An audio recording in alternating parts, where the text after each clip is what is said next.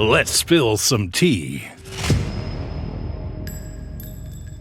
Welcome back to American Sunrise. Let's spill some tea, fueled by Artillery Tea Company, the only America First veteran-owned tea brand. And their mission, maximize flavor with whole leaf blends and chemical-free tea bags. No junk, just real tea.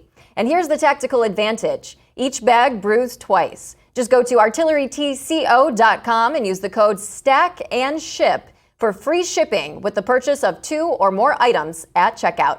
Again, that's artilleryteaco.com. Premium tea, mission-driven and brewed for the brave. It is time now to spill some tea, and in the cup today, former FBI Director James Comey and Taylor Swift. Quite the duo there. The music icon has a fan not many of us expected, and that is Comey himself. Take a listen to this. Taylor Swift and I go way back. I went to my first concert of hers 15 years ago. I've been to a second, and I have helped financially support the attendance of a lot of family members at others. I'm in a family's Swifty group chat. I know all her music, and I listen to it in my headphones when I cut the grass. So yes, I have a favorite of hers, although honestly for me it's a tie between All Too Well, 10-minute version, and Exile featuring Bon Iver.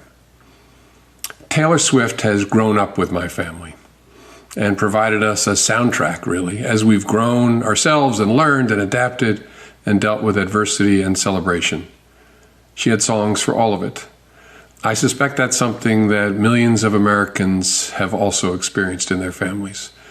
I think that's because Taylor Swift produces great art, but also because she models something. Okay. All right. For reaction, let's bring in Dr. Gina and Terrence. You know, I think it's cruel that we did this segment without our own Swifty, David Brody. But yeah, I mean, it looked like a hostage video. I've never seen someone as a fan have like so less energy talking about their favorite artist. That was kind of weird. Can I just say, you say hostage video? As I watched that, I was like, okay, so did someone record his therapy session? I felt like he was in some sort of therapy session, and this was, this was kind of his come to Jesus moment or something. It's a little weird. I mean, to each his own. If you like Taylor Swift, hey, have at it. Why not? But it almost felt like some sort of catharsis was just being shared, Dr. Gina. This is, in fact, it's perfect for you because this is your specialty. I felt like it was a therapy session. This is weird and creepy, and I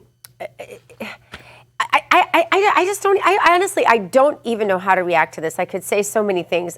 First of all, you're right, Emily. He looks mentally like he's just in a different place. I don't know. It's just weird. Like the affect is off, right? There's incongruity. I always talk to you guys about incongruity when the body language doesn't match the words. Like if you're talking about your favorite artist. I'm trying to think who my favorite artist is right now. I guess, I don't know. I really like country music. Maybe Travis Tritt. I don't know. I've got a lot of them. But when you start talking, you're going to lean into the camera and you're going to be like, and then I love his song, that talks about legacy and everything. Set in Stone. It's such a beautiful song. And I love the early songs he did about his wife, Teresa. You're going to say things like that. You're not going to, right? I mean, the whole thing is off. And I couldn't decide the whole time if that's because it was completely and utterly scripted with him trying to look cool. Someone saying, you aren't cool enough, Comey. You need to do this video. We're going to write it for you. Learn how to say the word. I mean, that's what it kind of looked like. But on the other hand, why would you do something like this that just is so, again, fake and off-putting?